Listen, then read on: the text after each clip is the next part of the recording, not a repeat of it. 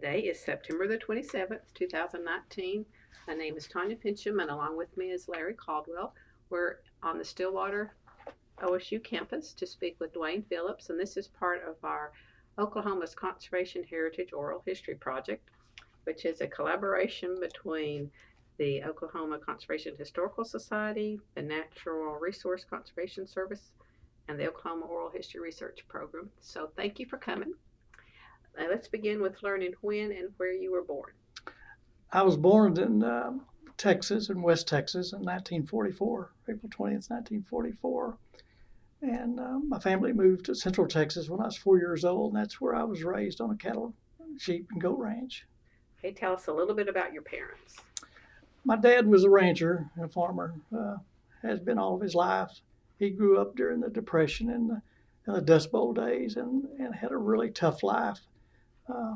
Him and my mom lived in a little small shack, and he worked for $1 a day grading roads with mules. And so he had a tough life, but he got through it and moved to Central Texas and got into the ranching business down there, and later moved to eastern Oklahoma, where he ranched until he passed away. And as a rancher's son, did you have chores? Oh, yes. I took care of the orphaned goats and baby lambs and kid goats and worked the cattle with my dad. And there's lots of times when I'd come home on the school bus and we'd have a cold spell hit right after we'd sheared our goats for the mohair, and we'd have to go gather them up and bring them into the barn. And my dad and I would spend the night in the barn with a kerosene heater to keep the goats from bunching up in a corner and freezing to death. So. Was it just you, or did you have siblings? I had a brother that was 4 years older than I was that was living, and I had an older brother that was about 14 years older than me, so he had already left home pretty much by the time I got to be 4 or 5 years old. Well, do you remember the first time you drove a tractor? I do, and a tractor and a truck. I used to drive the truck to haul hay, and I wasn't tall enough or big enough to reach the pedal. My dad would put it in what we call grandma gear, just in a real slow gear, and I'd just steer it as they loaded the hay on it. And of course, I'd learned to drive a pickup early on, and not many people believe it, but I got my driving license when I was 14, which you could do in Texas at the time. And so I was going on dates when I was 14 in my dad's truck, which was unbelievable to me now. Can't believe he let me do that. Well, so what brought you to Oklahoma? My parents moved to eastern Oklahoma around Heavener. My dad bought a ranch there just a few months before I graduated from high school.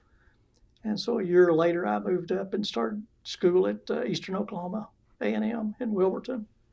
And I attended junior college there for 2 years and then came to Oklahoma State to finish my degree in agriculture. And what year would you have graduated from here? 1967, I got a degree in animal science. Well, why did they choose to come to Oklahoma from Texas? We had an uncle that lived in eastern Oklahoma that we'd come up and visit, and my dad just liked that kind of country. And so he'd sold his ranch there in Event, Texas, a little small town we lived in too. And he just thought that it was better opportunities for ranching in eastern Oklahoma. So when you got to OSU, where did you live? I lived on Block Street in an apartment with 2 other guys, 1 bedroom, very small apartment, $50 a month. And how did you pay tuition? School loan. Plus I worked 40 hours a week at a place called Sandy's, a hamburger place. I hadn't heard of that one. It sold out to Hardee's. It's a Thai place now. It's behind the old library. Okay. Stillwater. Okay. And did you have a favorite professor while you were here? Dr. Tadashek was probably one of my favorite ones. He was one that really expected a lot out of you, and he made you study and made you do your grades, and I figured that out, that was a good thing later on. Were you involved in any outside activities like associations or what? Not very much, because I worked 40 hours a week. I would work like from 11 to 1 most days during the lunch hour, and then I'd go back at 5 o'clock and work to either 8 or 11:30 at night, and then I'd work on weekends, and so didn't have a lot of time to do much other. When did you study? I'd get up early in the morning and go to the library or to the student union and study, like from 6 to 8 for my first class. And did you have a class that just about ate your lunch? I did chemistry, organic chemistry. I made a D. That was the only D that I made in college. I had about a 3.5 grade point average when I got out, but I made one D, and I was gradually getting a hold of it where I could figure out what it was, but it took me a long time, and so. Okay. Well, when you graduated, what was your plan?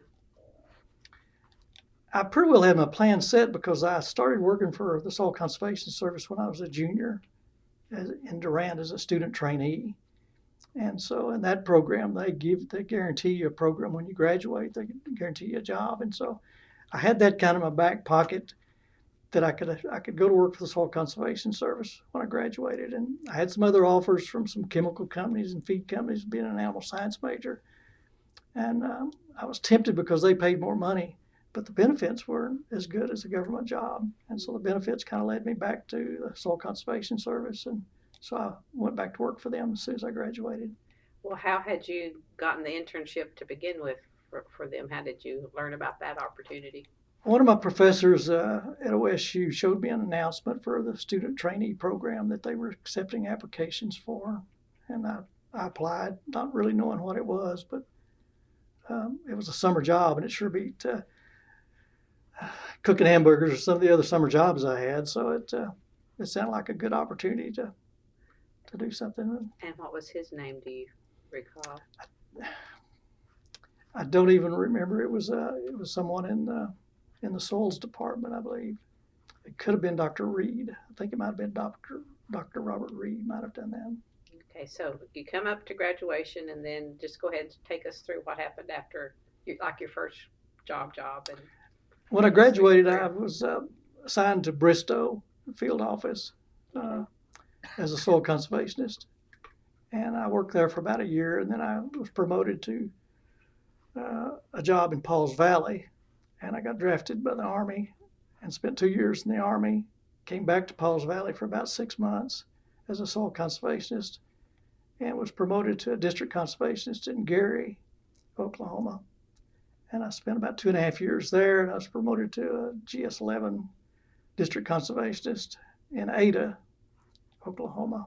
And I spent about 2.5 years there, and then I came to Stillwater as the state public affairs specialist for the agency. What kind of programs were you working on in those 2 or 3 field offices? What type of work did you do? Well, in Gary, I worked in the Great Plains program. That was a new program to me, and I spent quite a bit of time working on that. We also had a watershed program there, Canyon View Watershed. We were building a couple of watershed dams, and so I got to work a little bit in that. When I got to Ada, I got involved in conservation education because the university was right across the street from me, and they were real involved in that. And most of that work there was working with ranchers, developing conservation plans and helping them build ponds and grass management type systems. And that's what county is Ada in? Pontotoc. When you started, were there a lot of student trainees at that time, or was it just a few? Do you recall during that period? There was quite a few because I came in 1966, and a lot of the people that were working in field offices as district conservationists, they were called work unit conservationists at the time, they had started their career 20, 30 years before, and so there was a lot of people getting to the age of retirement. And so they were hiring student trainees with anticipation that there was going to be a lot of retirements. So it was a great time to come into the agency because there was a lot of jobs that would be opening up. And where I served as GS9 soil conservationist for like 2 years, 10 years before that, they might have had to stay 5 or 6 or 10 years before they got a promotion because there just wasn't that many opportunities. But so. How many times that you moved? Like 4 times before you got to Stillwater? Yeah, Back to Stillwater. yeah. And all those were you chose to, or they just Back in those days, it's different than it is now. When a job comes open in the agency now, you can apply for it. Back in those days when I first started working, a job became available and they would put together a list of people that were eligible for the job, and somebody would make the selection and they would call you up and say, we'd like for you to go to Bristol or wherever, and you were afraid to turn it down, afraid they might not ask you to go somewhere else, and so you pretty well went wherever they asked you to go. I always thought they had a chart on the wall for my whole career that says we'll move Dwayne here, and then 2 years later we'll move him here. You know, I thought they had it all mapped out, but not quite that much. well, as a soil conservationist, what were some of the tools of the trade? Not as many as they've got today because we didn't have computers, which I think was a good thing.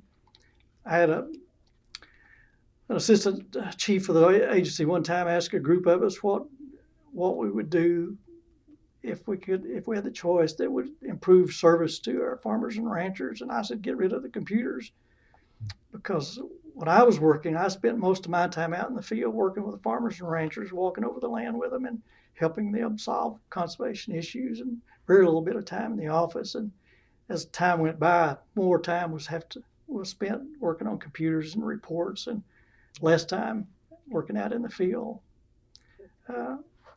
Our basic tools was just a pickup to get out to the farmer's ranch or farm and walk over the land with them and look at their problems and listen to them and try to help them solve what they wanted to do. I had a little bit of a background for this because when I was about 10 years old, a soil conservation service employee came out to my dad's ranch. My dad had an issue. We had cattle and sheep and goats, and he just couldn't make enough money hardly to survive. The price of wool would be up, the price of lambs would be down, you know. It just never did come wherever the price for everything was equal. And so this conservationist came out, and my dad says, I need to be able to run more goats and sheep on my place. And what he was looking for is grass management, clearing more land, fertilizer, some option that would allow him to get more production off his land. But when the guy left, he said, well, what you need to do is sell goats. You need to sell some of your goats. You got too many goats. And he left, and my dad says that wasn't what I was looking for. That wasn't helpful. I can't sell more goats. I can't survive on any less money. I need more. And so I remembered that my whole career in working with landowners. When I'd go out, I didn't start just telling them what they needed to do, what I thought they needed to do. And even if I saw a problem, like a gully or something, I wouldn't bring that up. I'd let them bring it up and listen to them and tell me what their goals were and what they were trying to accomplish, then try to do the best I could to help them reach those goals. And I always remember that experience with my dad about you need to drink a cup of coffee and listen to people and find out what they want to do. It's their land, their money. So. Well, then when your dad learned that that's what you want to do for a living for a while, what did he? He had some questions about that but by that time he moved to Heavener, Oklahoma, and worked with some people in the local conservation district and SCS office there that were very helpful to him. And he had a little bit different opinion by that time, but he did remember that story also. And he reminded me what I needed to do when I worked with people. Okay. Did you have soil maps in the counties where you worked? We had soil maps. The soil surveys was a valuable tool, and being a young conservationist working with older ranchers and farmers, you had to build up a little credibility with them.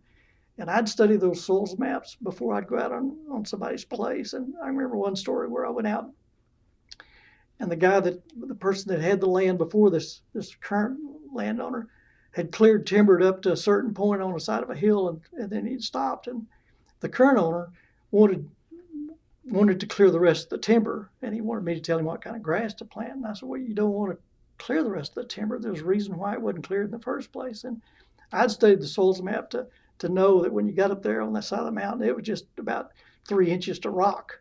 There was no soil on that hill. That's the reason they'd left it in trees. And I knew that in advance. And so I said, well, let's just walk up there and look, So we walked up there and took a shovel and dug down. I said, here's rock, this is reason, And he thought I was really smart, figuring that out just looking at it from a distance. But it was because of the soils information, which was a great tool to work with. But you did your homework before you went out. You had to do your homework, correct. And did you have, I've heard people talk about the blue and red pencil. You might not have had half one end red, one end blue. Was that not? That may be a different. Yeah, I different didn't use generation that. then. Okay. That was more in the engineering end with Okay. the drawings and all. Yeah. So at some point you decided you wanted to switch out of that into public PR stuff? I got real interested when I was working as a district conservationist at Gary. They just had one weekly newspaper, and they'd use everything that I took them. And I got interested in writing stories and taking pictures. And then when I went to Paul's Valley, the conservation district had 3 full-page ads a month with local newspapers, and they let me develop those ads, those full-page ads every. And the district conservationist down there at the time that I was working for told me, says, I'm tied up on watershed work, so you take care of the information program and conservation planning. And so I got to work with a lot of the newspapers down there, and there were some people that was very helpful to me on teaching me about photography and about writing articles and things. And I just got really interested in doing that, and it's kind of set my goal as that was something that I'd like to eventually do, and had the opportunity later on. And about what year did you make that switch? It was 1976 when I came to Stillwater. When you came to Stillwater. Yeah, Okay. as a public affairs officer. And worked out of this Correct. where we are today. Correct. I retired in December 1999. Okay. So talk a little bit about that type of job, a typical day in that position. I work with state and national news media, magazines and newspapers, radio and TV, with conservation stories, wrote press releases. I did quite a bit of training of our field offices in photography, working with their local news media, and had a course called Effective Presentations that we trained everybody in on how to present programs to local civic clubs and that sort of thing. And developed publications, fact sheets, and publications and things about conservation efforts. So the tools of that particular trade would be your camera and pen and paper? Pencil Correct. And paper? Yeah. Video camera. Yeah. Okay. Camera, yeah. So you had to know a little bit about a lot? Yeah, I did, but that was good for me. I like challenges, and I like to learn new things, and so.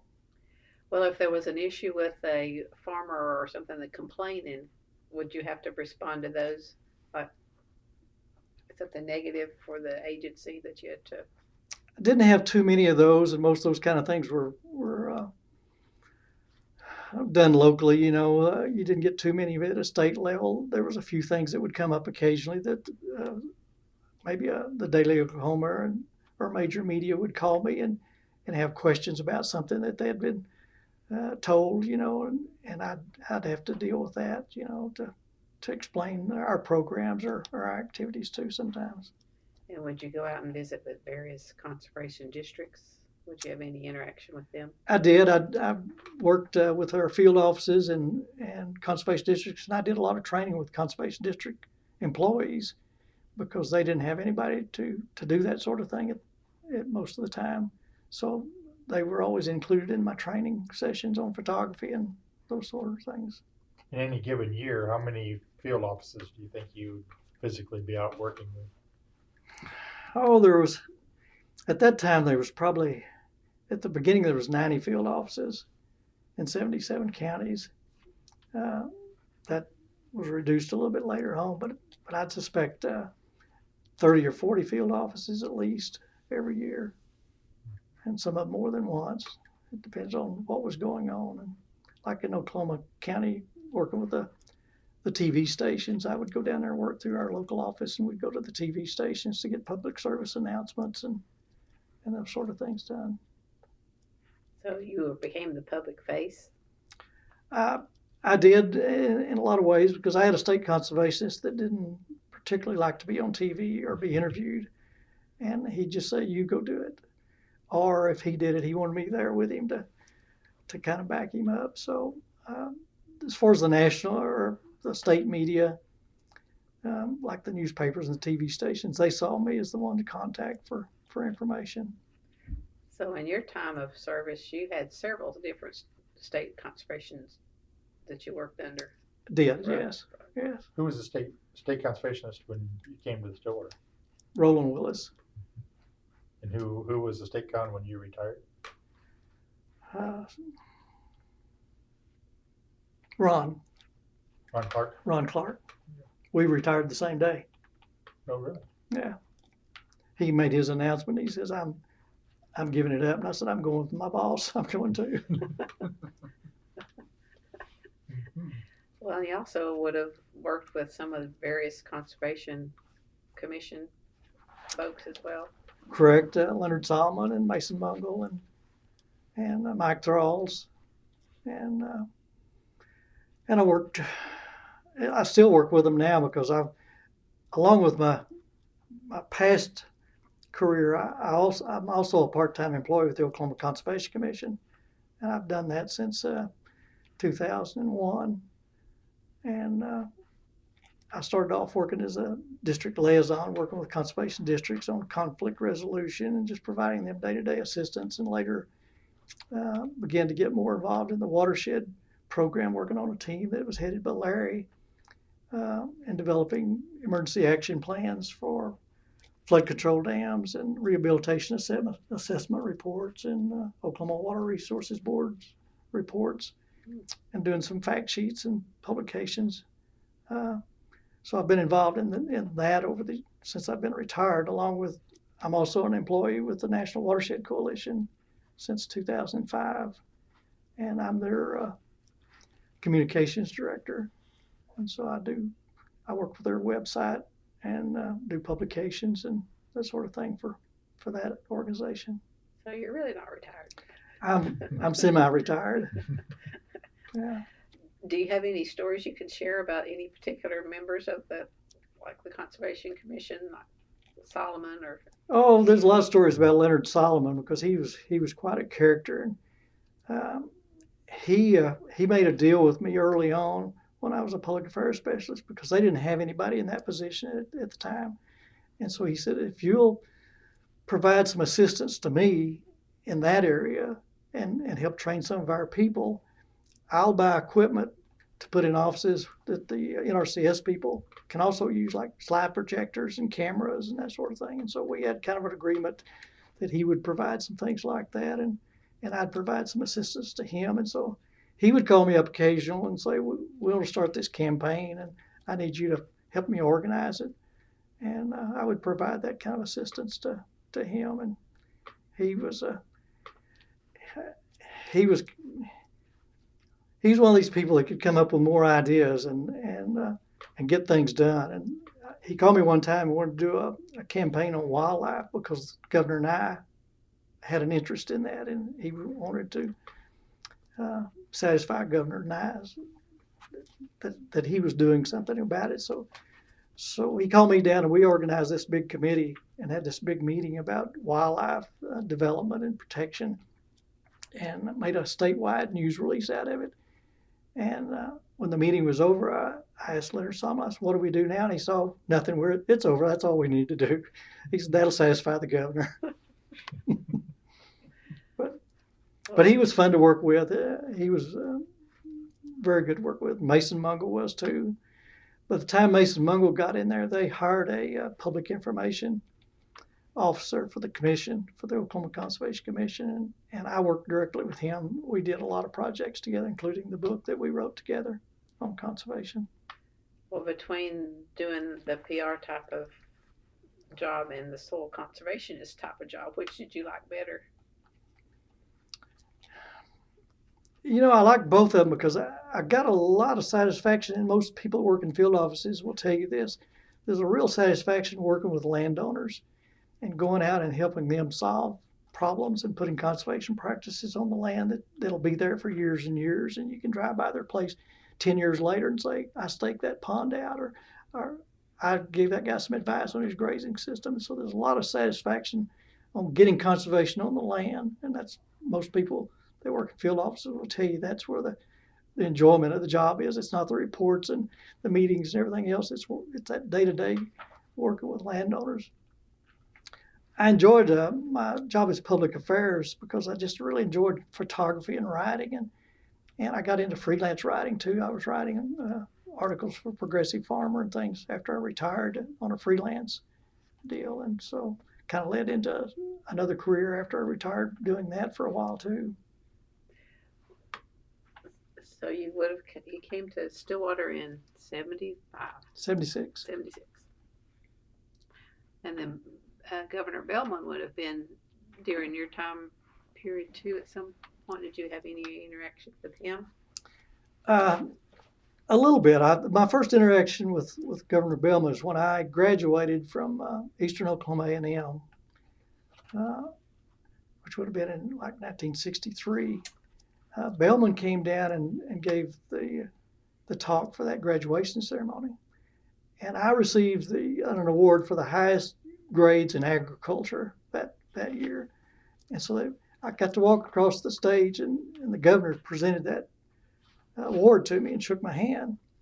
And then when we actually went through the graduation ceremony, we went through and he handed me my diploma and shook my hand again.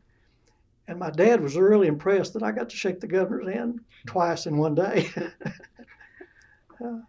But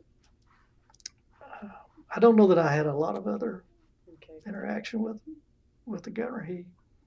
We provided his office with a lot of information when he was going to give talks or something that related to conservation. You know, we would do that like we did with all governors. And in fact, Mary Fallon one time gave a talk about conservation, and she was just rattling off figures and facts, and I thought, she's really good at this. Now I realized every one of them had come out of our book that Mark Harrison and I had written.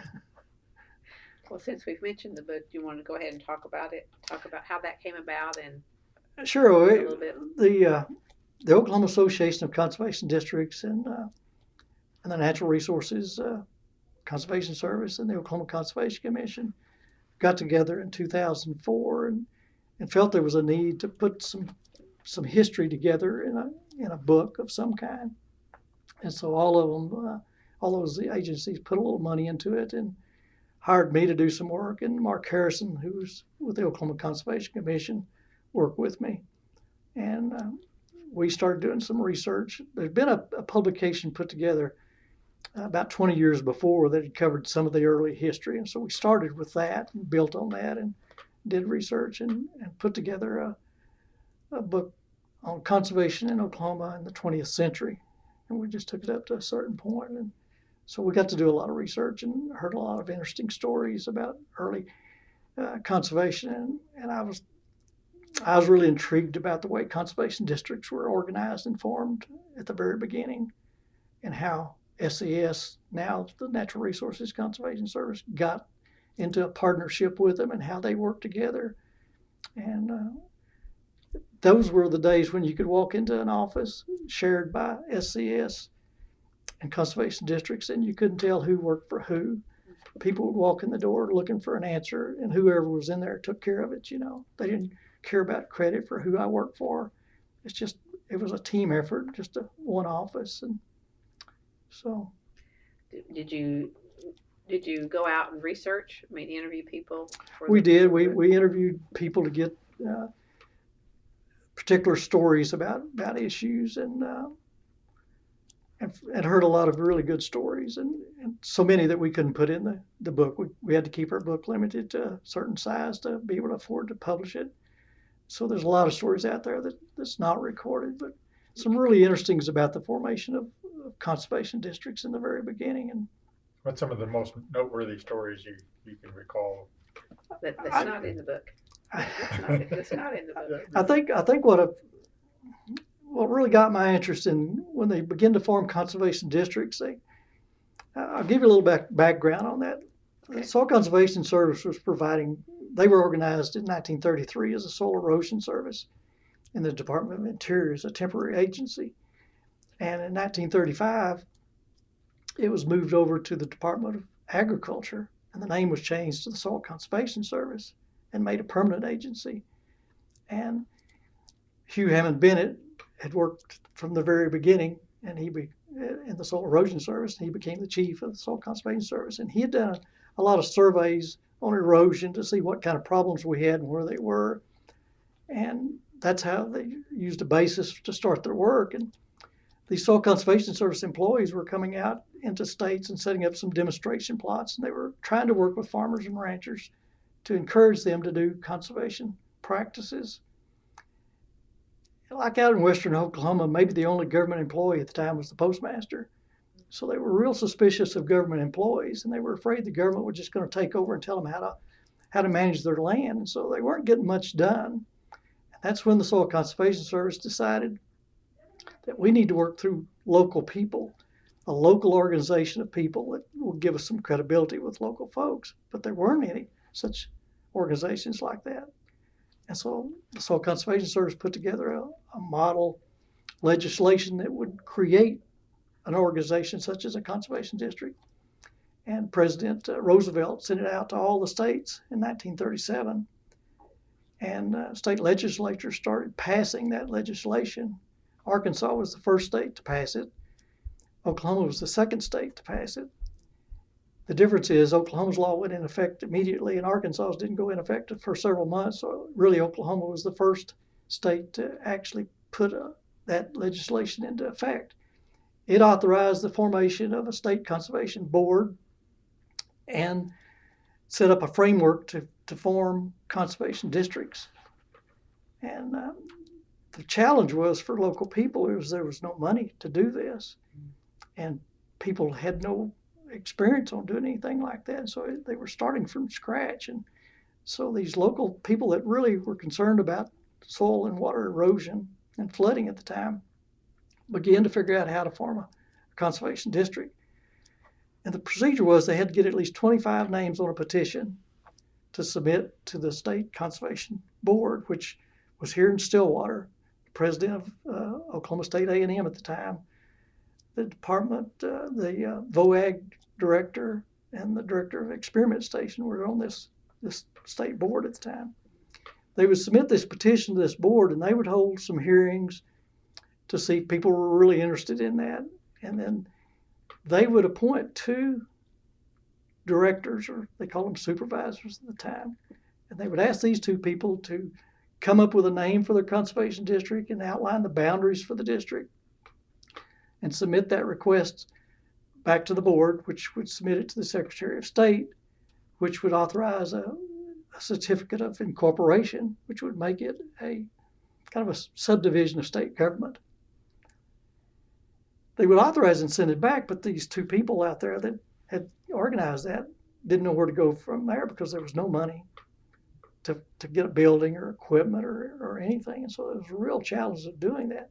But they would set up an election to elect the other three.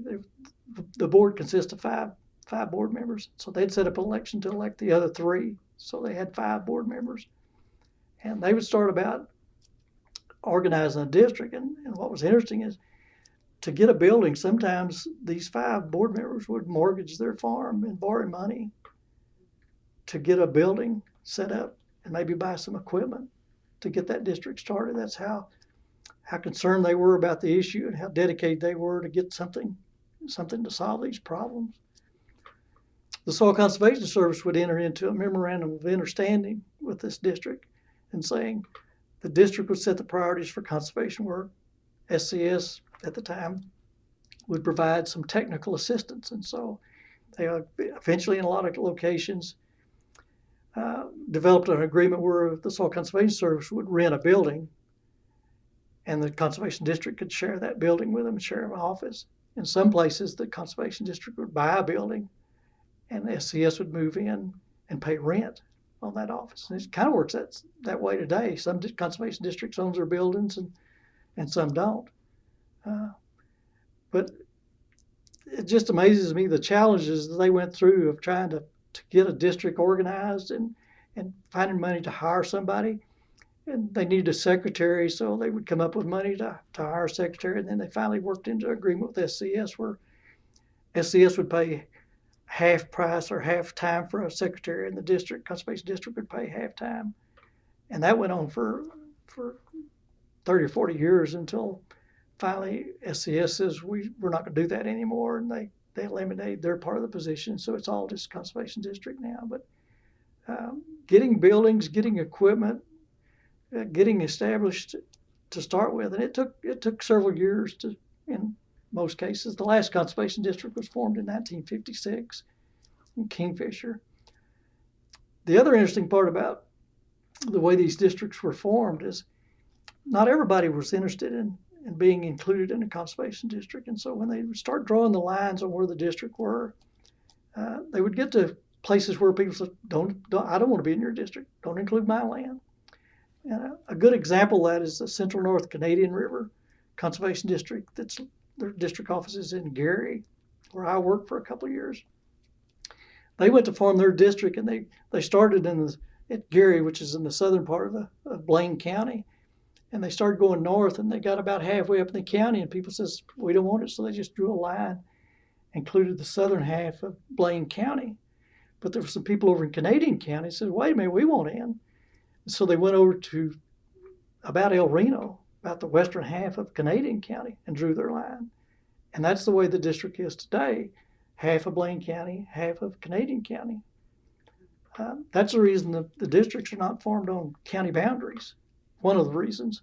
Some of them were formed on watershed boundaries, just because that's a good way to draw the lines. But so that's the reason there was at one time 89 conservation districts in 77 counties.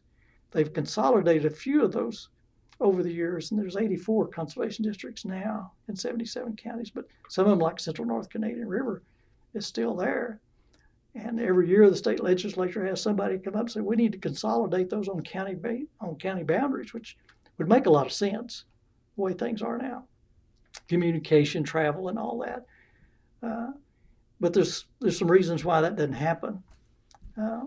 One of them is there's a lot of history in those districts, and they don't want to give that district up. You know, they worked hard to get that district and get it established and worked all these years, and they just don't want to give it up. But one of the other main reasons is like in Gary again, Central North. Gary's a real small little town. There's not many businesses left in that little town. And the Conservation District's office is right there in downtown, and it only has a couple of employees. But to take a building and close it down in a small community like that and lose just 2 or 3 employees is a big hit for a small town like that. And so they really want to hang on to that, you know, for that. So, but there's a lot of interesting stories about how those districts were formed, and these volunteers, these district directors that serve on these district boards, they didn't get paid, and they did all this at their own expense For years and years and years. for years and years, yeah. Even to today. And they continue to serve today without pay.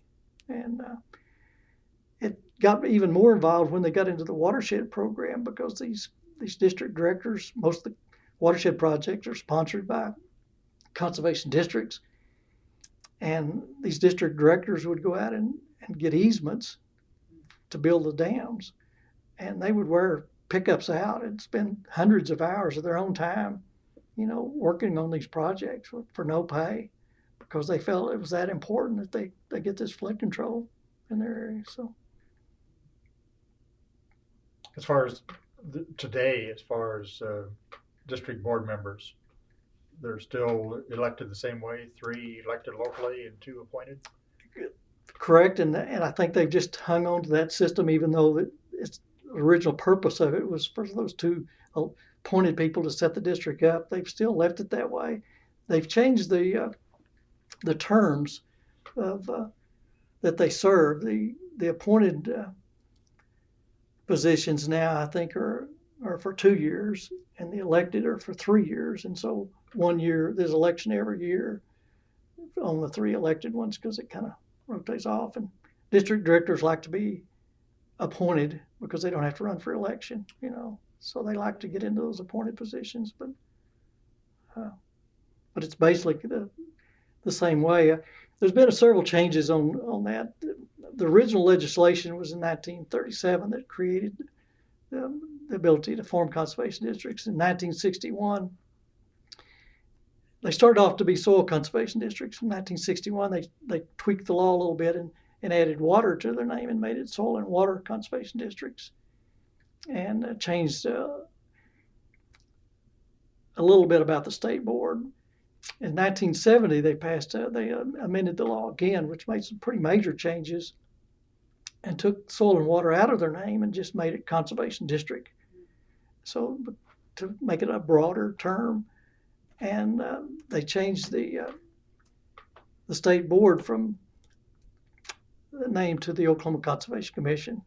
In 1961, they moved the state committee, the original state board committee, from Stillwater to Oklahoma City, and changed the name to the State Conservation Board. 1970, they changed the name to the Oklahoma Conservation Commission, and made their responsibilities a little bit broader than just soil and water. You weren't in this office quite yet at that point, but you were working for the agency when all that was happening. Right. Did you learn anything that surprised you About? when you were researching for the book? I don't know that I did, because I knew a lot of the information before. Like I said, when I started working in the late 60s, there was a lot of people that were working at the time that had been working 20 and 30 years, and they told me a lot of stories about the early days of conservation. So I was interested in history, so as I advanced along in my career, I would try to learn as much as I could about some of that. And so there wasn't too many surprises on it. But any folks you really enjoyed talking with that made it all come alive or whatever, that sticks out in your memory as a really good day? Oh, there's several. Bill Wilson over in Haskell County had been president of Oklahoma's Association of Conservation Districts and been on the Conservation Commission, and he had some early stories about conservation in his county and personal situations where he had bought some land that had been very abused. A farmer had tried to plow it up, and the topsoil washed away, and he plowed it again, and the topsoil washed away, and he had bought the land, I think, basically because he just couldn't stand to see the erosion, and he converted it, put it into trees to hold it. And there were some stories about the first woman that was served on a conservation district board, that was kind of interesting on why she was interested in getting as Miss Riney over in the eastern part of the state on one of the boards. And we had some really outstanding leaders like Dick Longmire and Nolan Fuquay and Red Males that had emerged as not only state leaders but national leaders. Dick Longmire was instrumental in some of the watershed legislation, national legislation, and that's the reason Oklahoma is recognized as a leader in conservation from the very beginning, is because of some of these really outstanding leaders that took the time and had the dedication to serve on boards and travel to Washington, D.C. to meet with legislatures and to get laws changed and passed related to conservation. And you named the book. How did you come up with the name for the book? Well, we just thought Conservation of Oklahoma for the 20th Century. We just wanted to tie it down just to a time period, knowing that we were just taking it up to a certain point, and it's out of the dust. It's out of the dust. We tied that back to the Dust Bowl days, because Oklahoma was in the heart of the Dust Bowl days, and that generated a lot of the need for conservation to start with. That's what really motivated a lot of people to get involved in conservation and start applying conservation practices.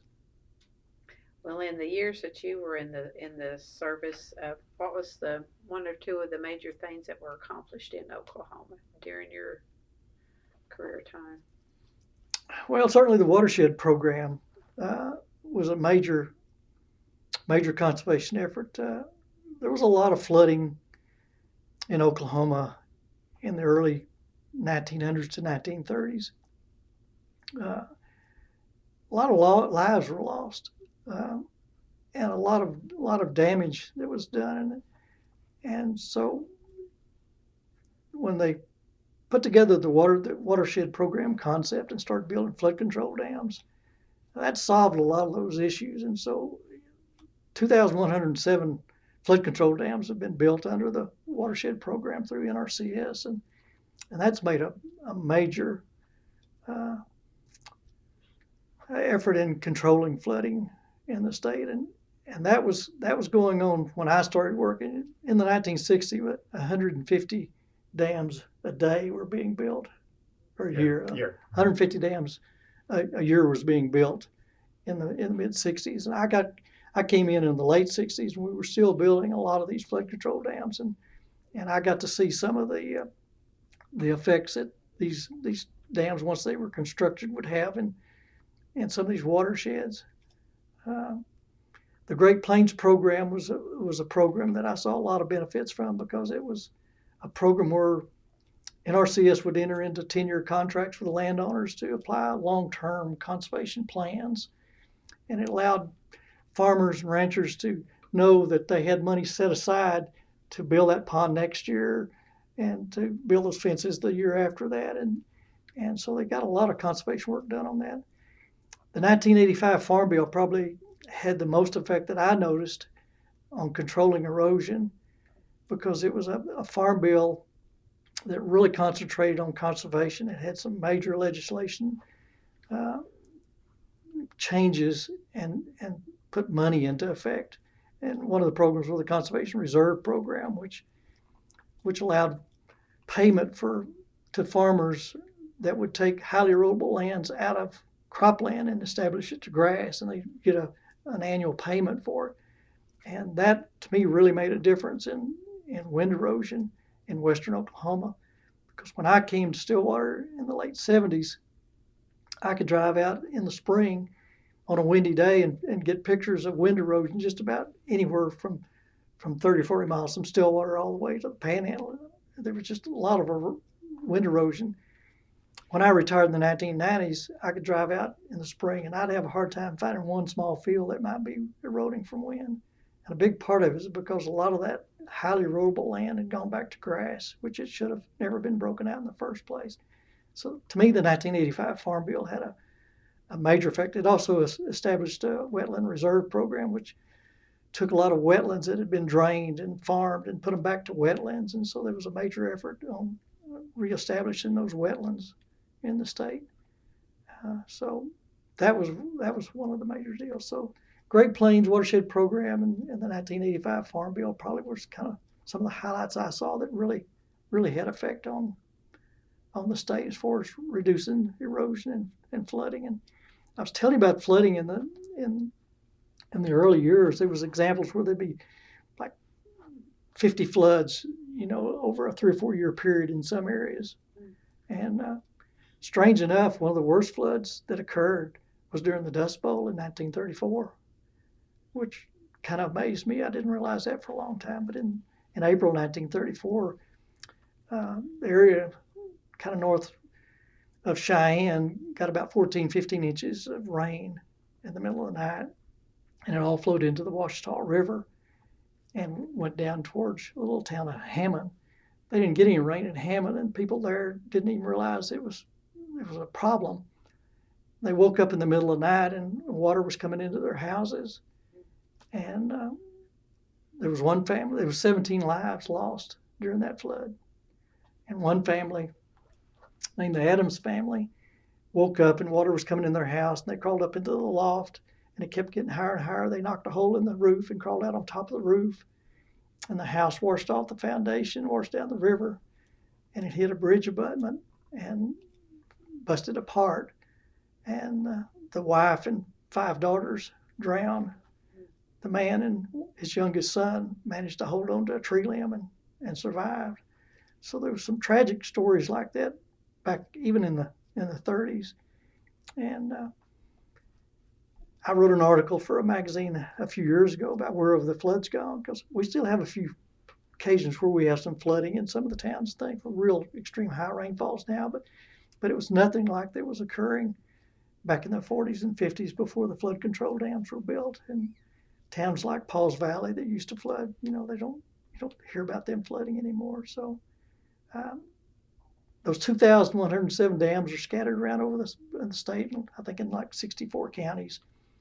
A lot of people don't realize they're there, or they don't realize that they're constructed for flood control. They think they're just a good place to go fishing. And I like to tell a story that a friend of mine tells a lot about Lincoln County. If you go to Sparks, Oklahoma, and stop and drink a cup of coffee, then drive down to Chandler and eat lunch, and then drive over to Meeker and get you a glass of iced tea. One thing that all three of those little communities in Lincoln County have is the water comes from flood control dams. Not many people realize that, but there's about 40 of these dams that are called multi-structure dams that either provide water supply or recreation. But in small towns like that, and in Colgate's a small community that depends entirely on water from a flood control dam. And not many people realize the additional benefits that, even though they were built for flood control, there's multiple benefits to them. And in situations like these smaller towns like Chandler, there's no way a small town sometimes can afford to build a dam large enough for a water supply. But using the small watershed program funded through NRCS would build it for flood control, and the city just has to add enough storage, money to add a little storage for the water supply. So it's a small percentage of the cost of the dam to get their water supply, along with the flood control that protects their town. To do a little bit of negotiating there. Yeah. A little bit. Yeah. Could you talk a little about toward the end of your career on the aging dams and coming to the end of their evaluated life, and the Cloud Creek and Sergeant Major projects? The problem with any kind of structure you build, highways or any kind of infrastructure, there's always a need for maintenance, and the same occurs with these 2,107 dams. There's a lot of maintenance to it, and conservation districts have that responsibility. NRCS built the dams, but conservation districts or the city or whoever the sponsor is has to maintain them, and so there's a lot of expense in maintaining those, keeping them mowed, keeping the trees off, keeping the erosion problems down. And as these dams age, they get to a point where they need to be rehabilitated. I mean, maintenance is just not enough. Most of them are designed for a 50-year lifespan, and that partly is based on economics, that if it could survive for 50 years, they'd get their money that they put into building it back in benefits from reduced flooding. But they also fill up with sediment and have concrete towers that sometimes deteriorate, and so they need to be rehabilitated. And so in 2000, Congressman Frank Lucas put a bill together to allow NRCS to provide assistance on rehabilitation. Up until that time, NRCS didn't have the authority to provide funding for rehabilitation or assistance to rehabilitation. So he passed a law which really amended the Watershed Act, the original Small Watershed Act, to allow NRCS to provide assistance on rehabilitating these dams. And so that process has started. And it sometimes costs more to rehabilitate a dam than it does to construct it in the first place. And so it's still an issue because these sponsors have to provide a certain percentage of that. I think it's 25%, 35% of the cost. And so it's still an issue of getting state appropriations or other funds to match the NRCS's money. But they begin to gradually rehabilitate dams nationwide, not just in Oklahoma, and to keep these dams safe and extend their use and their benefits for 50 or 100 more years. And the first one of these to be rehabilitated was here in Oklahoma on Sergeant Major Creek in Roger Mills County in 2000. And Larry Caldwell and I went out and visited the contractor that built the original dam in 1948. He was in his 90s. And that was quite a story because he hadn't had any experience nobody had on building these larger dams. He had some equipment that were building terraces and small ponds, but he had no experience at all on building a larger dam. And these are not huge dams, but they're larger than farm ponds for sure. And so he had a couple hired hands that had this equipment. They didn't have anything to do, and so he put a bid in on building this flood control dam. And he didn't know really what he was doing, and they had an item on the list for water, because when you're building these, sometimes you have to put water on them and water them to pack them in. Well, he thought, I don't need any water, so he just didn't put a figure there. Well, everybody else did, and that was the difference in him getting the job, because his was a little bit cheaper because he didn't know that he needed the water. So he gets out there and he realizes what kind of job he's gotten into, and he was smart enough to hire an engineer to come out and help him get it designed and laid out. And when he went to build the concrete tower in front of it, he went to town, little town of Cheyenne, and he says, who's the best carpenter anywhere around there? And they told him a guy's name, and he goes out and tells this guy, he said, I need you to build some form support of this concrete tower on this flood control dam. And the guy says, well, I'm busy, I don't have time to do that. And he says, how much are you getting paid for this job? And he told him, he says, I'll double it. And he says, I'll see you in the morning. And so he came out and poured the concrete. And this dam was built in 1948, and this is in 2000. We're rehabilitating it, partly because of some problems. There's a concrete pipe that goes through the dam. There's a concrete tower in front of the dam that's hooked to a pipe, and when water level gets up to a certain height, it goes over in this tower and out through the dam. That's what controls the flood effect of it. And part of the problems on this dam was there were some issues with that concrete pipe underneath the dam that we thought might be an issue sometime. And so they were rehabilitating, they replaced that pipe and raised the height of the dam, did some other things to it. But we were telling him that it was being rehabilitated, and we asked him how much he got to construct this dam, and he said $25,000. And we said, well, did you make any money on that? And he said, oh yeah, I paid my hands, kept them busy, and paid off one of my farms, But he said, I didn't want to do any more of them, one was enough. So we told him how much it was costing to rehabilitate it. It was like $200,000. And he just couldn't believe it. And he apologized over and over. And he said, I'm so sorry that I messed up, that I didn't build it good enough to last. We kept saying, it's lasted here for 50 years, you're okay. It was great.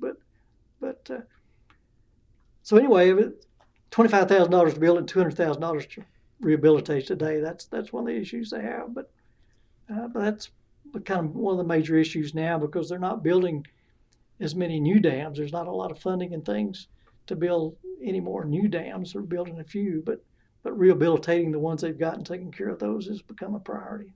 Does that give them another 50 years, or is it longer? Sometimes 100 years. 100. Yeah. So you've been out to visit a lot of these places, Oh, yes. sounds like. Oh, yes.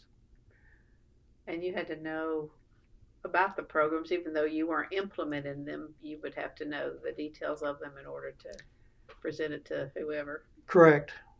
Again, my state conservationist at the time wanted me to be knowledgeable about all the programs that we had in somewhat detail, and so that I could go present programs, or I could talk to the media, and I could explain how the programs were and what the status was on those. And do you have an opinion on the name change when they switched from soil conservation to NRC? I think it was a good thing. It's like when they changed the name of the conservation districts from soil and water just to conservation districts. It made it a broader term, because they were involved in urban conservation and some other areas that didn't fit. The Soil Conservation Service, had a strong tradition, and a lot of people knew who they were, and you hated to give that up. But at the same time, the agencies were doing a lot more than soil conservation. They were doing flood control, they were doing wildlife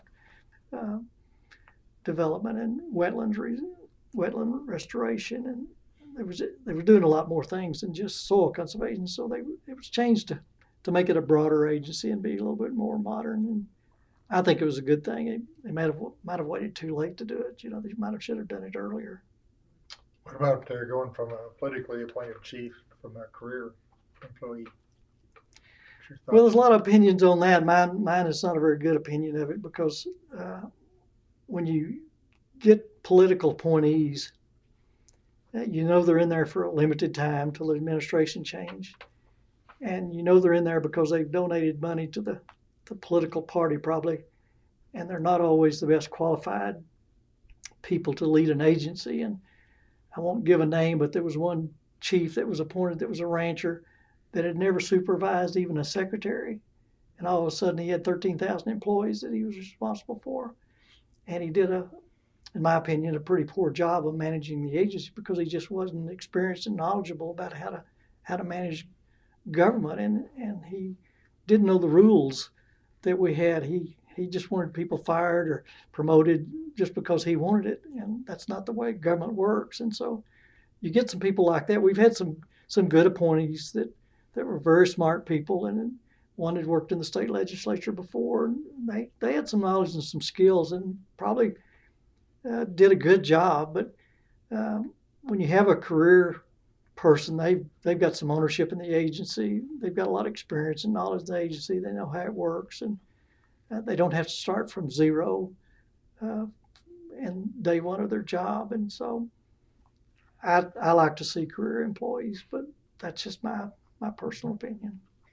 Did you ever aspire to go on up from the Stillwater job on higher? I did. They used to fill out your performance appraisals, and they'd always have a question, what's your long-term goals? And I used to put, I want to be a state conservationist. And I told my state conservationist one time I did that before I found out what a state conservationist had to do in their job, and I kind of changed their mind. I decided maybe that wasn't something I wanted to do. I got into public affairs, and I liked that job, but I limited myself because there was not much opportunity to advance other than go to the national headquarters, which I just didn't want to do. You go to Washington, D.C., even though you get a promotion, you'll lose money because of housing and everything's so much more expensive. And it's such a complicated office up there that it's more enjoyable to work in a state or a smaller office. And so I limited myself by wanting to stay in public affairs.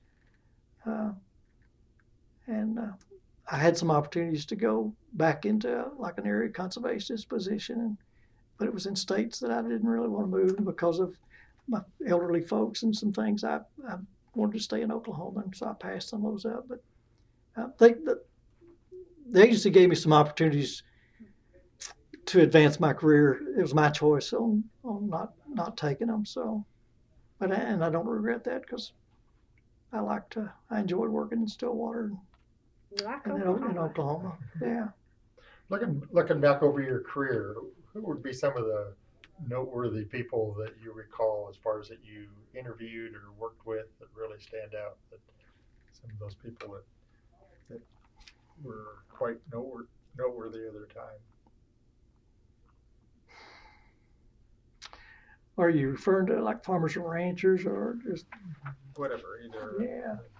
leaders or particular landowners or politicians. Oh, there's lots of farmers and ranchers that I did feature stories on for magazines and things. It was interesting, and you know they had a lot of things in common. One of the things you'll catch onto with farmers and ranchers in Oklahoma is nearly every one of them will tell you, I want to leave the land better condition than what I found it. You know, that was a universal theme. They wanted to take the land and not just make money off of it, not just produce, but they wanted to leave it in a better condition than when they found it. That was kind of their legacy. And so there's just lots of farmers and ranchers that I enjoyed writing. I probably wrote 100 articles for Progressive Farmer magazine over my career. And I really enjoyed going out on their land and listening to them because the stories I was doing on people that were successful, that had really done something, had a really good grazing system or had a really good cropping system. They were making a success at what they were doing, and they were enthusiastic about it. And it was just a joy to talk to those people and look at and listen to them tell about what they've done over the years and done that. But So that was the main thing, I guess. Are there anybody, particular folks throughout your career that you really looked up to in terms of that had an impact on you and your career moving ahead? I had several supervisors that I really appreciated. When I was at the DC at Gary, Burl Baggett was an area conservationist, and he was very supportive of me. And he knew that I went into a difficult situation because I went into an office that had a secretary and 2 technicians and a district manager that had been there for 15 years altogether.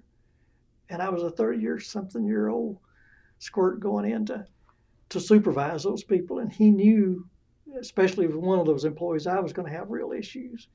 And he told me in advance that I was, but that he'd be right behind me. And he was very supportive of me in my career. And I thought a lot of Ted Lehman, who was an area conservationist at Pauls Valley. He gave me the job at Ada. He promoted me to Ada, and he spent a lot of time coming over and working with me. And I learned a lot from him. Roland Willis, who was a state conservationist, who hired me as a public affairs officer here in Stillwater, had a lot of respect and still do. I still see him weekly, and he's been retired for quite a while, but he probably did more for my career than anybody as far as counseling me, and he wanted the best for me and every other employee. He's just that kind of person. And he told me after he hired me, several years after he hired me, he said, I had some people on the list that wanted that job. They wanted it bad. He said, but they wanted it for the promotion. He said, you came in and said, I don't care if I get promoted. I want this job. And he said, you wanted the job, not the promotion. He said, that's the reason I gave it to you. And he was always encouraging me to take opportunities. He gave me a lot of opportunities to learn experience and stuff. And he would tell me that if I needed to go to a school or need to go to some kind of training, he would take care of it for me. He did everything he could to help me learn and become more experienced. And so I have a lot of respect and appreciation for him. And I even came in one time and I said, I want to go to Japan. I have an opportunity to go to Japan, but I'd be gone for a month. He said, sounds like a wonderful opportunity to do it. And he allowed me to take 30 days of annual leave to go on a Rotary trip to Japan. And he said, we'll take care of things while you're gone. Your job will be here when you get back. So I've had several supervisors and other employees. There was a technician that I worked with at Ada that I had a lot of respect for. He later became my father-in-law, but he was my best friend. But he taught me a lot about working with landowners. We went out on a place one time, and this guy was mad from the very beginning, and we staked out some terraces for him, and he didn't like where we put the terraces. He wanted us to move them. We said, well, you just don't move terraces, you got to go over the contour of the land. And he said, I got the last 2 guys in that office fired, and I can sure get you 2 guys fired. And the technician I was with, he said, well, why don't you go ahead and do that? And he said, that way we wouldn't have to worry about working with old guys like you. And the guy laughed. He says, you got me. He said, leave the terraces where they're at. But this technician knew when to get in somebody's face and when to kind of hang back and go easy. And I learned a lot on just dealing with the people and knowing how to read people from him. So if you listen and learn from your coworkers, you can learn a lot. Do you want to say what his name is? Since he was your Skeet Gregory. Skeet Gregory. He's passed away now, but he was. We hunted and fished a lot together. We were good friends. Besides, but when we got to the office, it was all business. I was his boss. I didn't have to boss him because he was self-motivated and he took care of his job. But the office at Ada was one of those where we had a really good staff in other agencies, and it was just a kind of a happy family, and we worked together well, and that was an enjoyable experience. What were some issues in that county? I don't know much about Pontotoc. Pontotoc County. Pontotoc. We had quite a few flood control dams, and so there was a lot of maintenance on those dams that was a big part of the job for the conservation district. As I mentioned earlier, we had a real active conservation education program, working with the university and holding workshops for teachers and developing outdoor classrooms, mostly on working with farmers and ranchers. It was erosion problems, gullies, construction of ponds, managing grazing systems. It was mostly grassland down there, not too much cropland, so it was mostly grassland management issues. And any working with tribes? Would they have been? We had some tribal land that we worked with, and that's a whole different issue. I've worked a little bit with that when I was in Gary, and when you'd write a Great Plains contract on Indian land, you'd find out that you might have 10 owners involved in that, and you had to figure out which one of the 10 that you had to go to work with, because there was always one that was the leader, and you had to figure out who that was that you had to work through. Once you figured that out, it become easier. So there was some challenges working with the Indian land. But well, and in your years of service, women came on board. Have any stories about that, or other minorities, not necessarily just women? But. Yeah. I don't know that I really have any stories with women. There was quite a few women coming on, that not any that I worked with personally in a field office.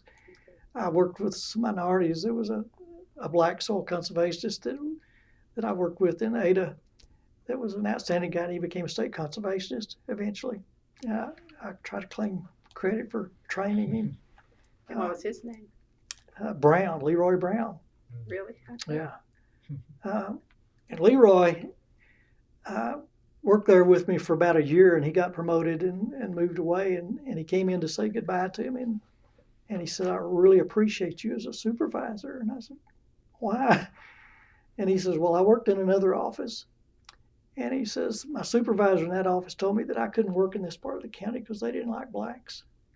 And he tried to protect me and keep me away from people. He said, "You just told me to get out and do my job and would send me out anywhere." And he says, "That's what I'm going to have to do when I become a district conservationist on my own." He said, "I've got to learn to be able to work with people that may not even like me or may be a little prejudiced or racist or whatever." He says, "I've got to learn how to deal with them." And he said, You let me do that." And he said, "I appreciate that." Looking over the last 50 years, what kind of changes or impacts of innovations or technology have you seen? Besides computers. Yeah. Well, yeah, computers is a big one, of course. There's been, and computers is wonderful. I look back at my career as a public affairs specialist, think, my gosh, how easy it would have been to have email. There were some real challenges working with the news media. I used to work with the Tulsa World newspaper, and they would tell me that they were just getting into computers at the time. And they said, we don't have time to retype your stories. You can't send me a written copy like we've always done before, because I don't have time to retype them. I've got to get them electronically. Well, I didn't have a way of getting them electronically, so I go to Radio Shack and I find this little device that you hook this little recorder, this little Radio Shack computer that had a cassette tape in it, and you could record your stories on it and take a little device and hook over the telephone and transmit it over a telephone line. And so when we'd go to meetings like the Oklahoma Association of Conservation District meetings, and I'd write press releases, I'd be running in there to get a telephone and putting this little device over the telephone and transmitting my news release to the Tulsa World. And so I was pretty excited about innovations like that. But to have email and some of the things we've got now would have been so great, because when I would send an article to, say, the Progressive Farmer feature story, I might retype that on my typewriter. I was using a typewriter at the time. I might retype it 5 times on a typewriter. And then I had to make a copy of it. And then I had to send the film off and get the film developed and get prints made. And then I'd have to mail it to the news, to the magazine. Well, later on, I'd go out and do an interview, come home, type the article on my computer, load the pictures on my computer, and transmit it the same day that I was out there. There was no delay, you know. And I thought how great that would have been earlier in my career. So some of those innovations, and they had innovations with laser levels. The engineers, started getting laser levels and that kind of equipment. And back to the old stories, I used to hear these older employees talk about, I'd complain because we didn't have an air conditioner in our pickup. And they would say, well, we didn't have heaters when we started working, And for years and years, we never had radios. We would get order vehicles in, and they would have radios in them, and they'd take the radios out because we weren't allowed to have radios. That went up until in the 80s, When you were working. Yeah. Wow. So the reason being distractions or what? I don't really know what the reason was. I think it started off maybe it was an extra expense at one time, kind of like an air conditioner. You had to pay extra for an air conditioner in a car. I bought a car in 1967, didn't have an air conditioner, and for $300 I could have got one. I think it started off probably the extra expense, but once it got set in policy, even when we bought a car and it just came with a radio like they started doing, they would take them out until somebody figured out that's just done. It was a safety deal. If you're out in bad weather and stuff, you need a radio to listen to weather reports and that sort of thing. So I think that's how they finally justified leaving their radios in. But back in the very beginning, people had limited equipment. If you got a pickup, you were in good shape, no dumpy level. And as time went along, we got more equipment. Would you have uniforms early in yours, or that time they were? No, it was past that. That was past that. Did you have to do diaries? Daily. We had to do a daily diary, and it wasn't just documenting hour by hour what you did. There was another form you had to fill out that kind of recorded your progress. Like if you went out and worked with an individual and gave him some kind of assistance, you'd take a code 102. And if you went back 2 weeks later, you'd take a code 104. And if you constructed a pond, you'd take a code 378. If you built some terraces, it was a 600 code. And so you'd code all these practices and contacts that you had. Even back then, I complained about computers spending time. We spent a lot of time on just keeping a record of what you did on a daily basis like that. And then at the end of those codes come pretty easily. Oh, well, I still remember them, and this is back in the 1970s that I was doing this, and I still remember some of those codes. 378 was a pond, 102, 104. Did you have to do that once you came to this office, or had they switched by then? They probably still doing it out in the field offices, but I didn't have to do it. I didn't have to do it. I continued to keep a diary for quite a while just to keep up with what I did, and I would make a report every month or so to the state conservationist, and I'd go back and look at my diary so I could make a report to him, but it wasn't required that I do that. Do you still have them? No. Everybody says no. Yeah. And you mentioned you were married. Did that happen early in your conservation career, or mainly was she consulted when it's time to move to the next place? Well, I was supervising my technician at the Ada field office, and I married his daughter, and they wouldn't allow me to stay there and supervise my father-in-law. Okay. Yeah. And so I had to move, and so I took a transfer to Claremore, which I didn't mention earlier, but I took a transfer to Claremore, but I was only there for like a month when this job came open in the state office, and so I transferred to Stillwater. So basically one move for her. One move for her, Yeah. And we got divorced, and I've married again in 1992, and so Carol and I have always lived here in Stillwater, so we didn't have to make that decision. I mean, some have moved, 13, 14 times, so. And yeah, that's kind of a challenge in the career, because the way the agency works and has always worked is you don't get a promotion in place very often. The jobs are to different levels. Like I started off as a GS5 soil conservationist. I had to move to get to GS7 conservationist. I had to move to get to GS9 district conservationist. I had to move to get to GS11 district conservationist. And then when I came to the state office, I got a GS12. So you had to go through a progression of working in these different positions and usually move to get a promotion. And so It seems like, and then taking pictures was part of your job, the later job. Do you have a favorite one? Can you describe the scene of your favorite one? I've got a few that's kind of my favorite because they've been used so much. That's one of my pictures there on the wall.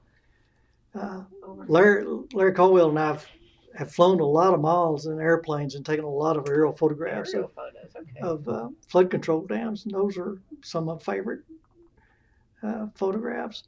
I've got one on the cover of our conservation book that I took out west of Stillwater. That's one of mine, and I've got a few covers on magazines and things that are some of my favorites, but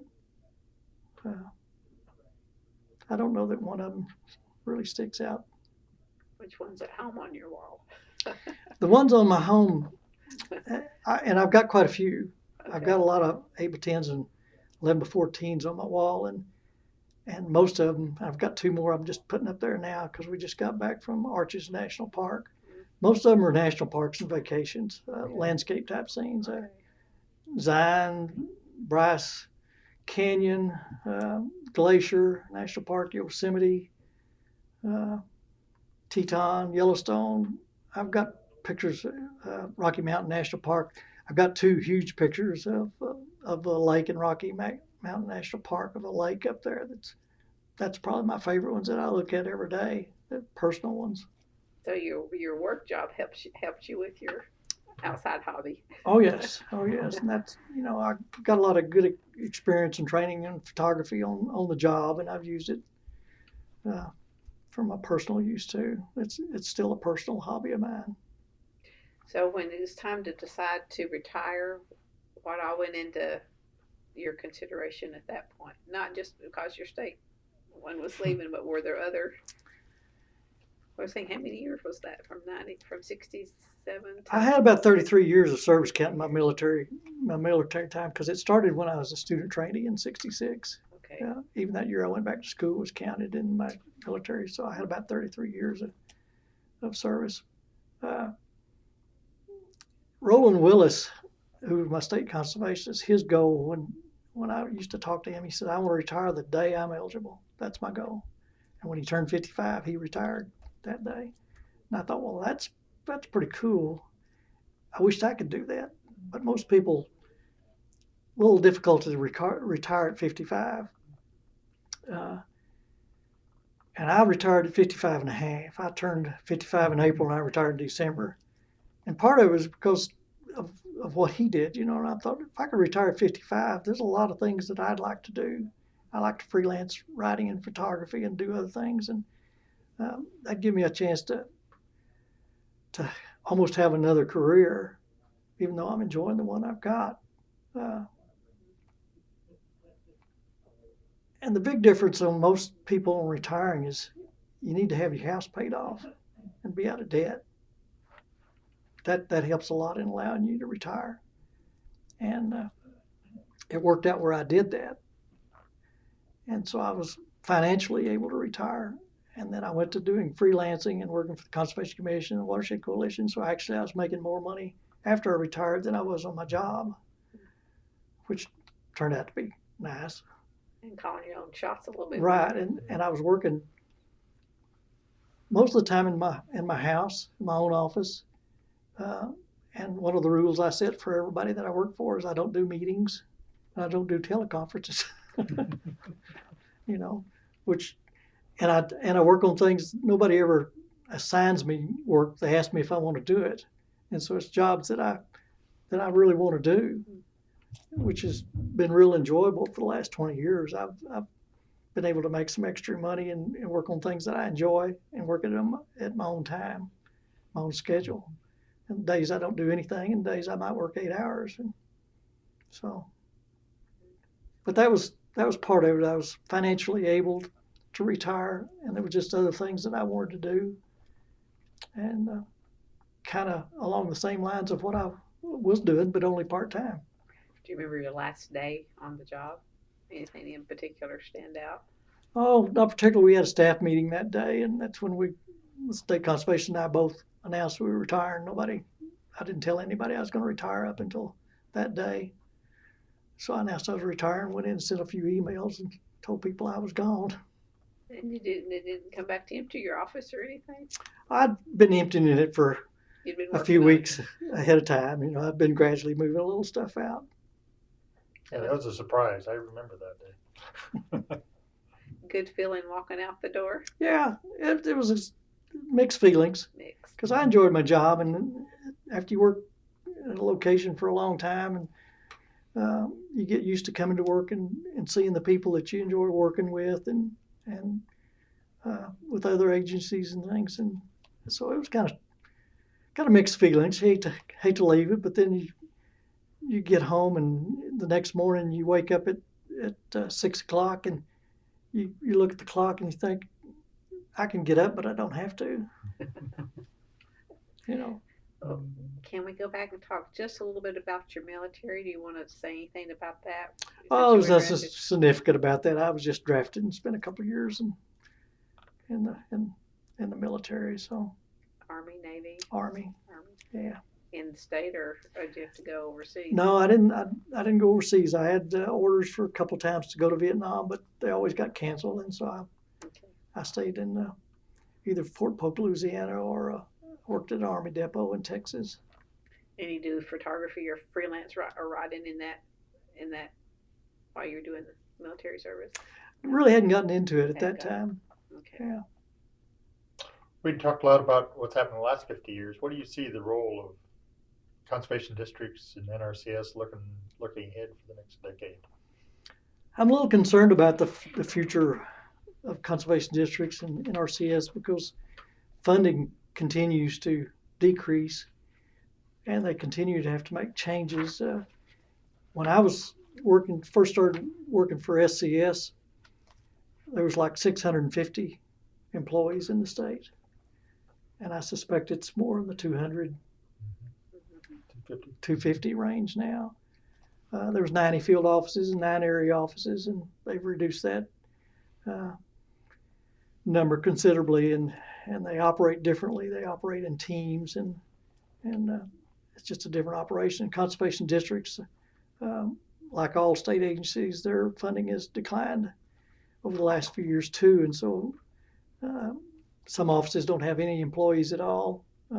Some have a secretary that works two offices, and maybe even a district manager that works 2 offices. And so unless something happens to turn that around, if it keeps going, districts, conservation districts especially, are going to have a hard time keeping their offices open and keeping people. And one of the problems they have, it's not just decrease in allocation of funding, it's the cost of benefits that's costing so much. Health benefits and other benefits almost equal their salary anymore, the cost, and so that keeps them from replacing people sometimes because of lack of funding. And I'm afraid they're getting to the point where if you have a secretary, it may be the only full-time employee you have in a conservation district, and she has to go somewhere else 2 or 3 days a week to work in another office. You've got to close that office, and people come and find a closed office door, and they just think, well, that's useless. And so they're going to lose a lot of their customers and a lot of their credibility of this work that's done over the years. And I've not kept up so much with NRCS, but I know they've reduced their number of offices and their staff, and they're also limited in what they can do. And I know it's had an effect on, like on the watershed program, where we used to have a lot of people that were just on watersheds, and that expertise is gone. A lot of those people retired. They haven't replaced a lot of those positions, and conservation districts are left with these 2,107 dams that they are required to do maintenance and stuff on, and they depend on Nrcs for assistance, engineering and technical assistance, and that's getting harder and harder to come by, and they can't afford to go out and hire professional contractors to do some of that stuff, and so that's put some pressure on conservation districts that they're kind of limited on getting the technical assistance that they used to. Has the number of farmers gone down? I mean, that type of. I suspect they have. There's probably not as many smaller farms as there used to be, and in cases the farmers are older, it's harder for young people to get into the farming business unless they inherit it. And so The price of equipment. Price of equipment's just outrageous, and they have hard times too, and so they have difficulty on installing conservation practices without some kind of financial assistance, and which they get through mostly through Nrcs, but as programs are not funded adequately, that hurts them too. Well, in Oklahoma, current issues are still watersheds and range management, I guess. And It's a lot of management now. When in the 70s, when I was working in Gary, Oklahoma, we had 2 technicians there, and they spent most of their time, full-time days, staking out terraces and grade stabilization structures, and a lot of that work has been done, and so there's a lot of maintenance that needs to be carried out, but we're not building. You can only build so many ponds, so many dams, build so many terraces, and we've been at this for 60, 70 years, and so a lot of that work has been put on the land, so it's getting down to the maintenance on them now. well, the size of terraces would change with the equipment size changing or not. It did, especially there, 20, 30 years ago when they really started getting this larger equipment. The original terraces that they'd built just didn't work at all, and so they were having to rebuild those terraces. And the problem with maintenance on terraces, ponds, whatever, there's no cost share, no money to help with that. I mean, there was to install it, but again, it's like everything, it costs to maintain them, and they need technical assistance to tell them how sometimes to rehabilitate or maintain some of these practices. Did you farm on the side, or had you had enough with your dad? I didn't farm on the side. Didn't get into that. A lot of conservationists out in field offices do farm, and that's the reason they stay in one location and don't advance in their careers, is because they've got a farm on the side, and it's more economical for them to get their farming business along with their current job than to take a promotion and go somewhere else. Well, do you have a highlight or two of your 33 years? It's just, if you could only name one or two, what they would be. That's a big question, I know. So.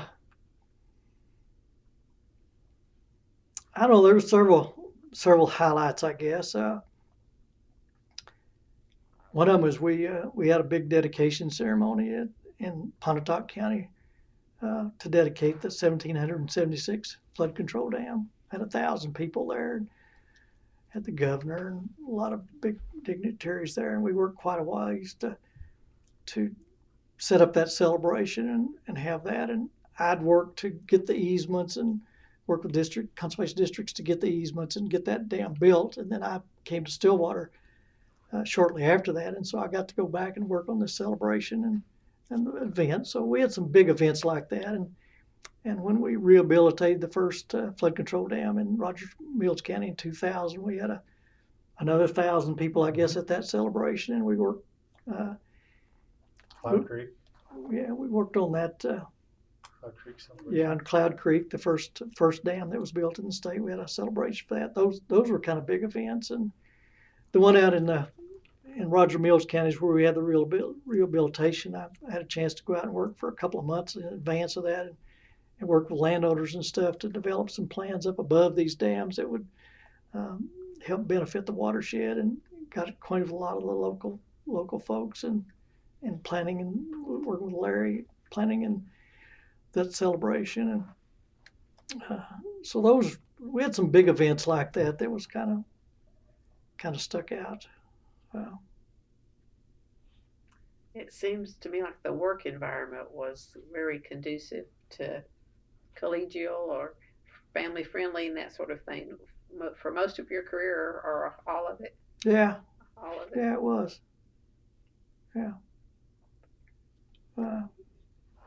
One of the things that you'll hear from people that are retiring from the agency is they'll say that the part that I liked about the job the most was the people that I worked with, the friends that I made, and the different offices you work into. And when you work in, especially like in a field office where there's only 4 or 5 people, it's kind of like a little family, and hopefully you get along. And it's not always the case, but in most cases where I work, you get along, and you really build a good friendship with those people, and you maintain it for years after that. Do you think that's still the case for current situations as much? I don't know where it is as much. Things are not quite the same in offices as they were back when I was working, in the fact that conservation districts and Nrcs were such a team in an office. And it was like I mentioned before, somebody walked in the office, they didn't care who you worked for, they just wanted some help, and whoever was in the office just helped them. There's been a little bit of divide since then in these later years, where conservation districts and NRCS has kind of said, this is my program or this is my activity. So when somebody comes in and says, I want to know something about this, they'll say, well, you have to wait for so-and-so to come in, because they take care of that program. They've got a little more territory oriented on some things. In some cases, I'm sure there's still offices that work that way, but I don't know. There's like everything else, there's changes where it's not the same as what I was used to. And I had a couple of situations like where I was working in Pontotoc County that I couldn't have found a better place to work. People were great. Agencies, we all worked together, and you just enjoyed going to work every morning. Is this the first time you've been back in this building since you retired? No, I've been back. I've been working on projects with Larry. So have you been back to your old office? It doesn't exist anymore. They've moved somebody else in that office, and strange enough, they didn't replace me in my position for quite a while, and so they still had a couple people that worked in public affairs that worked on my staff, but they didn't replace my position for a while, and they've eventually moved everybody out of my old office. And well, if there was someone, a student coming to you today for advice about whether or not to go into a career in the service, what would you say? It's probably changed in the last 15 or 20 years of what I would tell them. I had more optimism for the agency back before I retired, with budgets and such where they're reducing employment. I don't really know what the future of the agency is. Like I say, we had 650 employees when I started working. It's 250 now, and so it's a different agency, and it operates differently. A government job like this is a great career, and I've encouraged my son. He works for the Oklahoma Bureau of Narcotics and for state government, and I told him, I said, one of the things you have to look for in a job is not just the job to make money, but you need a job that you can enjoy working in, and one that's got good benefits. And my job had great benefits, great health benefits, great annual leave benefits, great retirement benefits. I'm on the old retirement system where I have a pension.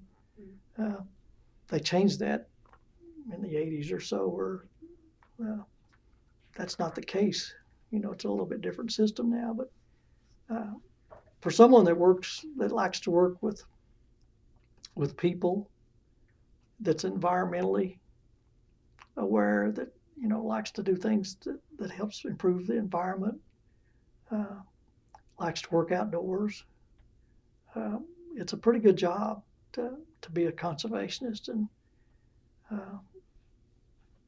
work in a field office where you be able to do those sort of things, and there's a lot of pride you can take in the accomplishments you get.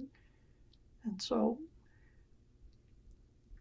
the advantage, I guess, today, government employees, it's a little bit easier to go from one agency to another. So, if you started working for Nrcs in 10 years from now, things were not like what you thought it was, or it changes. It's a little bit easier to slide into other government agencies and take your benefits and things with you than it might have been at one time. So it's probably still a pretty good career, I'm thinking if you could go back and say something to the man that first put you on to the idea of being an intern for SCS, what would you say to him? I'd tell him he probably gave me some pretty good advice and got me started on a career that worked out well for me. I had a good career and I enjoyed my career. I just wonder if you hadn't followed up on what he would say, what he said. No idea where you might be. I would probably work for a feed company or something related to agriculture. I doubt if I'd been with a business or an organization for 33 years. Even now I can tell people that I retired from NRCS after 33 years. They said, one job all that time, because people move around a lot more than they used to. I just found a job that was solid, that I enjoyed and could see a future in, and just didn't see any reason to even look anywhere else.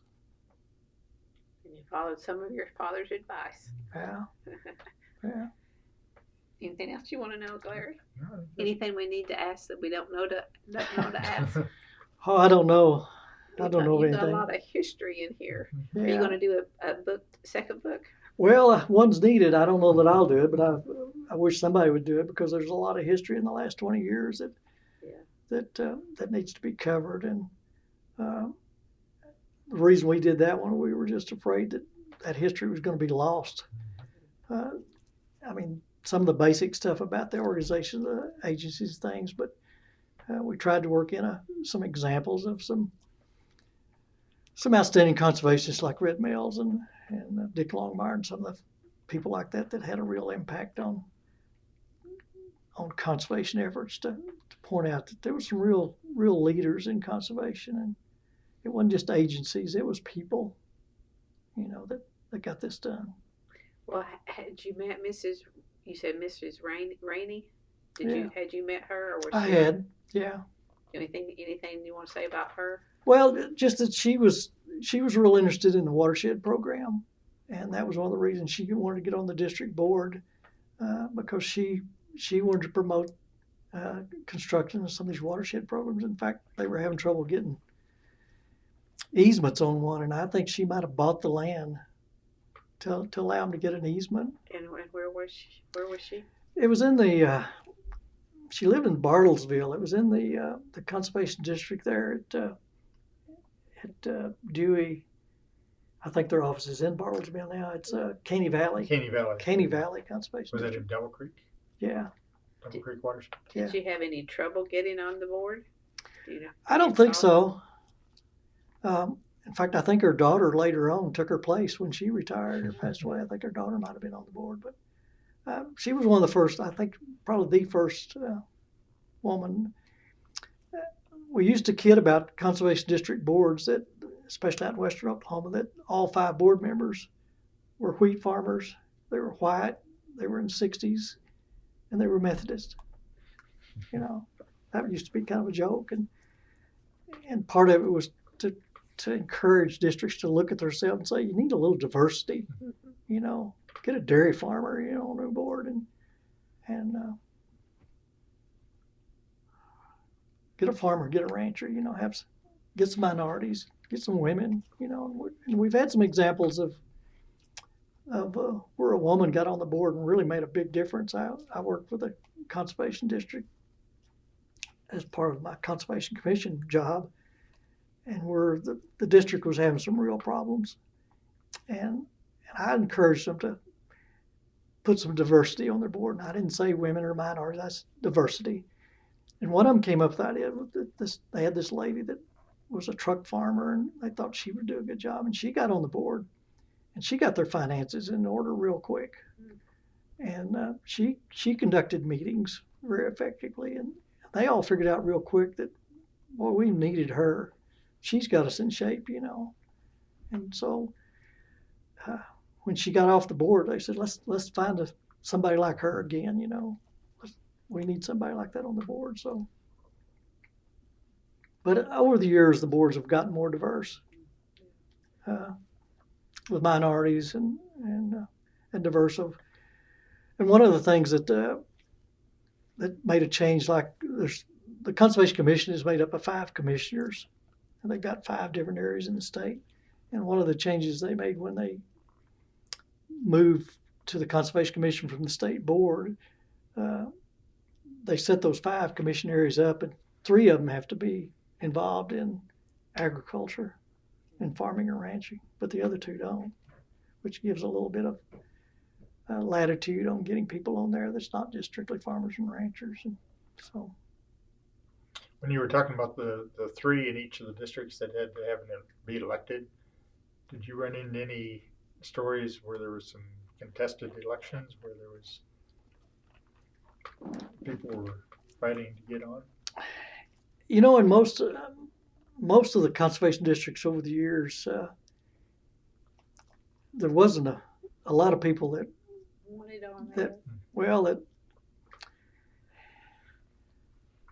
it used to be that at one time you could only vote for those people if you were a district cooperator.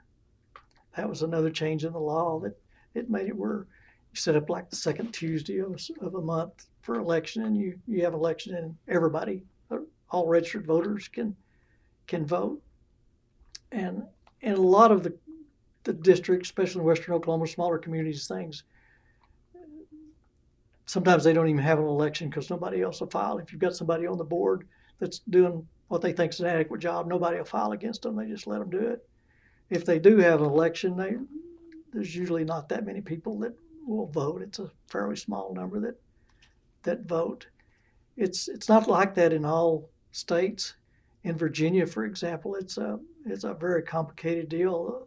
People wanting on the board will spend thousands of dollars trying to get elected on the board. It's kind of a big deal. But in Oklahoma, it's not often contested. We've had a few elections where there's been kind of a hot election where it got a little nasty a time or two, but usually settled down pretty quick after that. But well, having traveled all over the state, do you have a favorite place you like? I think about that every once in a while because we talk about where we might move, you know, besides Stillwater.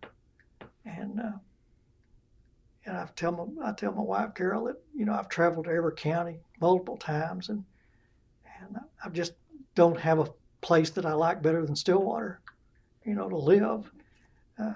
I enjoy going over to eastern Oklahoma because of the trees and the pretty lakes and the pretty water.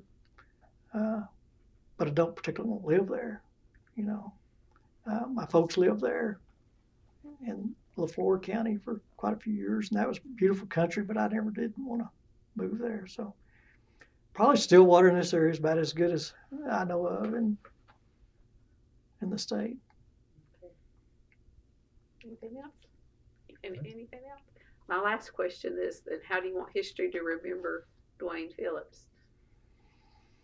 Well, I don't know that they'll remember me too much, but I'd like to be known as somebody that was conscientious in my job and did my very best, and felt somewhat passionate about the things that I did, and